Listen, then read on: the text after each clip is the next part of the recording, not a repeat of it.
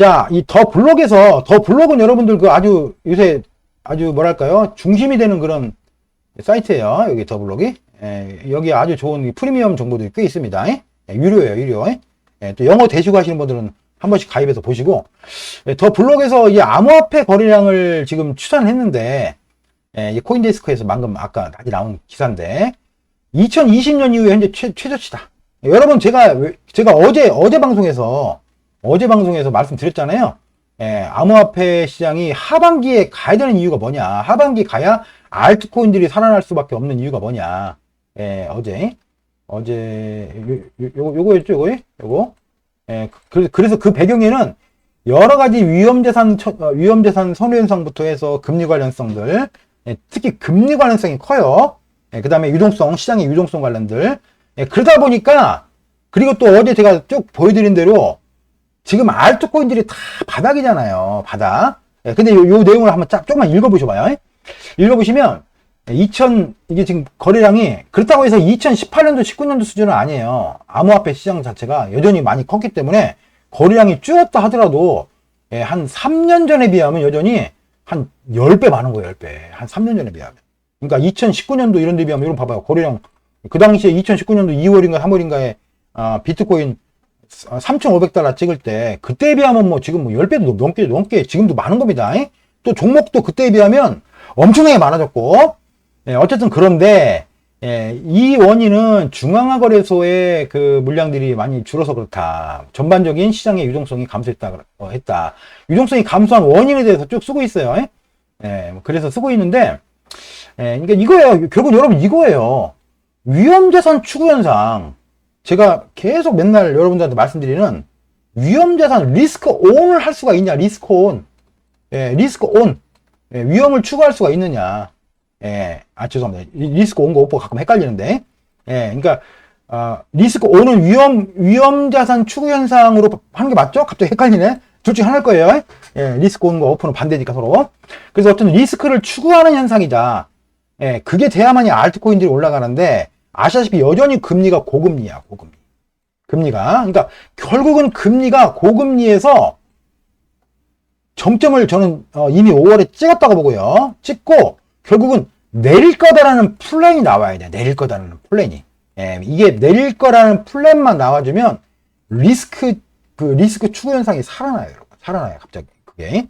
그때 결국은 알트코인들이 갈 수밖에 없다는 거죠. 그래서 5월에 금리를 마지막으로 올렸기 때문에 궁극적으로 역사적으로 적어도 6개월 이상은 필요하다고 말씀드렸죠. 왜냐하면 연준이 역사적으로 최종 금리 인상 이후에 6개월은 지나야 금리 인하를 시작을 했다는 그동안 해왔던 역사가 있기 때문에 그래서 연말을 보고 있는 거고 또 이제 우리가 이제 반감기 관점 코인 시장은 이제 반감기가 중요하잖아요. 비트코인 반감기 관점에서 2024년도 내년 4월이 이제 반감기니까 짧게 보면 플러스 마이너스 6개월 그래서 2023년도 10월부터 24년도 10월 사이를 저는 불장으로 보고 있다. 4월을 가운데로 놓고 볼 때.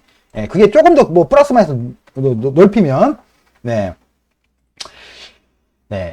금리가 정점에서 인하될 때 리세션이 온다. 맞아요. 약간 그런 게 있습니다. 왜냐하면 리세션을 일부러 연준은 유도하고 있다. 연준은 리세션을 지금 유도하고 있는 거예요. 연준은. 그 연준이 리세션을 유도하는 이유가 뭘까요, 여러분? 근데 하드 리세션이 아니에요. 하드 리세션이 아니고 소프트 랜딩이야. 소프트 랜딩. 연준이 원하는 건 지금 고용시장이 지나치게 타이트해. 고용시장이 타이트하니까 임금 인상 압력이 있어. 그죠? 그 다음에 물가가 안 내려가.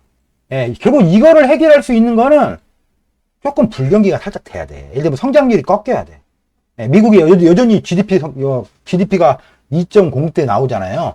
그 다음에 고용시장 아까도 말씀드렸지만 여전히 타이트하기 때문에 고용이 조금 실업자가 좀 생겨야 돼. 그러면 결국은 이런 신호가 조금이라도 보여주면 금리 인하를 통해서 또 유동성 확대를 통해서 경기 부양책이 나오게 돼 있는 거예요. 이게 순서가.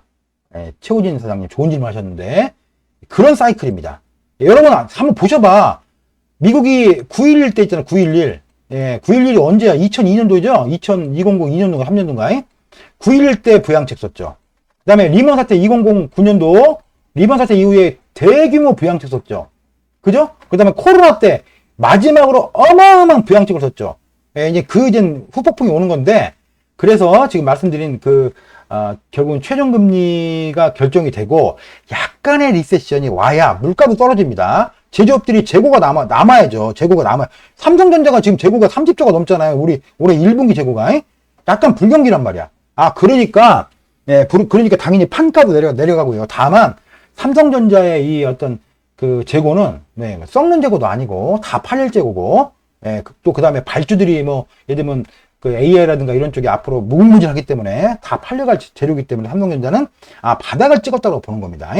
네, 그래서 지금 드리는 말씀의 골자는 결국은 사이클상, 예, 금리가 내려갈 수 있는 원천은 결국은 고용과, 예, 하여튼 고용을 포함한 약간의 리세션이 나와야 된다. 그래야 금리를 인하한다. 예, 그리고 금리를 인하하는 것뿐만 아니라 뭐를 해? 부양책도 다시 쓸 수가 있다.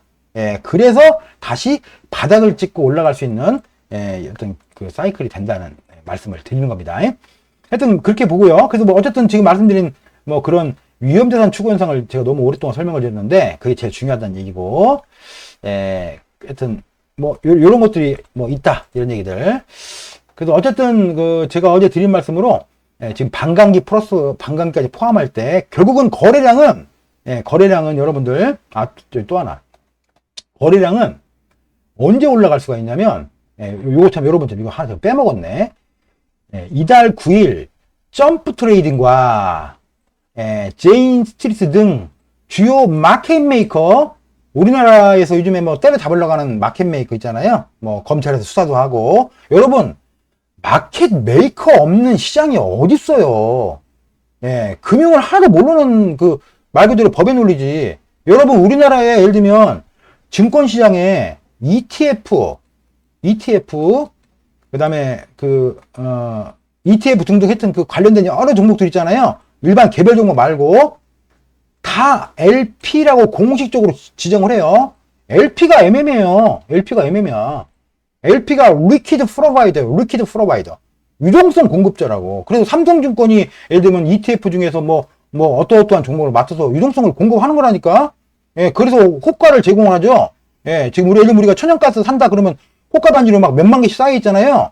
그 개인들 물량이 아니에요, 여러분. 그거 유동성 공급자들이 깔아놓는 거라고. 왜? 그게 시장 조성 행위니까. 근데 미국이 하도 이런 걸 가지고 규제를 하니까 예, 이 바닥에 MM 중에 최고 큰 애들이라고 불렸던 이 두 개가 미국을 철수했대요. 예, 그러니까 당연히 얘들 금방 안 하죠. 그러니까 MM이 돌아가야 돼. 여러분들 봐봐요. 그 다음에 하다못해 비트코인이라도 얘가 막 올라가려면 어떻게 해야 돼요? 예. 물론 이제 투기적인 세력도 어차피 이 바닥에 투기 아닌 게 어딨어. 어떤 건 투기고 어떤 건 투기 아닌가 다 똑같지, 개새끼들. 예, 그래서 MM들이 예를 들면 바이낸스가 주로 쓰고 있는 MM에서 가격을 이렇게 쭉 끌어올렸다 그러면 어떻게 돼요? 개인들이 올라간다고 막 따라 붙잖아요. 예, 그러면 거래량이 늘어나는 거예요. 그죠? 그러면 거래량이 이거 뭐야, 이거 잠깐만요. 잘못 눌렀나 보네. 왜 줄었냐, 거래량이. 네, 여러분. 또 잘못 눌렀네. 잠시만요. 네, 왜 줄었냐? 빠져있으니까 주는 거예요. 빠져있으니까. 카르다노, 예를 들면. 네, 카르다노 보세요. 거래량이 지금 늘었냐고. 사람들이 지금, 예, 이게 일봉이에요. 다 거의 모든 암호화폐가 다 이렇잖아요, 여러분. 다 모든 암호화폐가 다 지금이 알트들 다 이래요. 그럼 사람들이 여기서 왜 거래를 안 해? 거래량이 왜 줄였어? 해봐야 재미가 없잖아. 아이씨, 좀 올라가는 줄 알고 탔더니, 쬐끔 눈꺼만큼 한 10% 가다가 또 다시 내려오고, 한 1년, 이 종목은 한 6개월, 어떤 놈은 한 1년씩 그냥 뺑뺑이만 돌리고 있으니까, 거래량이 안 늘죠. 그런데, 예, 전반적으로 이렇게 꿈틀꿈틀 해봐요. 한 2주만 해봐. 종목별로 다. 그러면 애들 이제 곧바로 어디 코인 라이브니 이런, 커뮤니티 사이트 들어가가지고 애들 막 이제 후덜덜 대죠. 뭐라고 돼? 야, 불장이다, 불장. 그러면서 막 단타들 존나 붙고, 그런 거래량 존나 늘어나는 거예요, 여러분. 그래서 지금 방금 설명드린 거래량이 블라블라 리스크 다 맞는 얘기인데, 예, 결국은 고래들이 돌아와야 된다는 거예요. 결국 고래들이. 고래들은 언제 돌아올 거냐? 곧 돌아와요. 예, 고래도 심심해요, 여러분. 예, 고래 곧 심심합니다. 많이 놀았어. 한 1년 놀았잖아. 작년 5월부터. 예, 1년 놀았으면 많이 놀았잖아. 그럼 고래들이 뭐를 눈치 보고 있냐? 시장에서 결국은 이제 금리 곧 꺾이는구나. 이제 곧 머지않아 금리 내리기 시작하겠구나. 이것만 기다리고 있는 거예요. 그러니까 비트 이자만 가지고 일단 살짝 올려놓고. 아시겠죠, 여러분들? 그러면 조금만 기다려봐. 찬바람 불어봐. 9월, 10월 가봐. 그러면 그때부터 애들이 꿈틀꿈틀 되기 시작하면 이제 마구마구 이제, 거래량 늘어. 그럼 늘면, 뭐, 하여튼, 가격은 다 올라가게 돼 있는 거예요. 그러니까 지금 이 현상에 대해서, 이 1년간의 이 어떤 암흑기에 대해서 너무 슬퍼하거나 괴로워할 필요가 없다. 어제 어떤 우리 회원님이 말씀하셨지만, 개구리가 점프하려면 움츠리고 있어야 되는 거고, 움츠렸다 한 방에 빵 가는 거예요, 여러분들. 제가 너무 여러분들한테 희망 고문을 하냐고요? 아니에요. 우리가 이런 시기도 겪었는데, 뭐, 이런 시기도 겪었는데, 뭐 이거 아무것도 아니지, 뭐. 저도 아니지. 쉬운 말로, 여러분. 시브레. 그죠?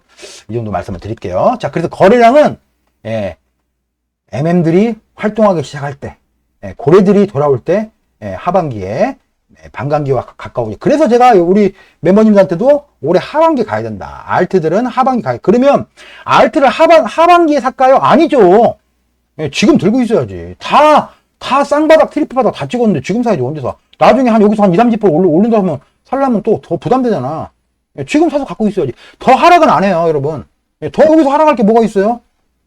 더 하락은 안 한다. 그 다음에, 거의 모든 알트들이 거의 1년간 장기 바닥을 썼기 때문에, 하락 모멘텀도 없어. 던질 놈들은 다 던졌어, 이미. 그렇기 때문에, 알트들은 지금 들고 있어야 된다. 이 말씀을 한 번 더 드립니다. 거래량에 관련된 말씀을 드렸습니다.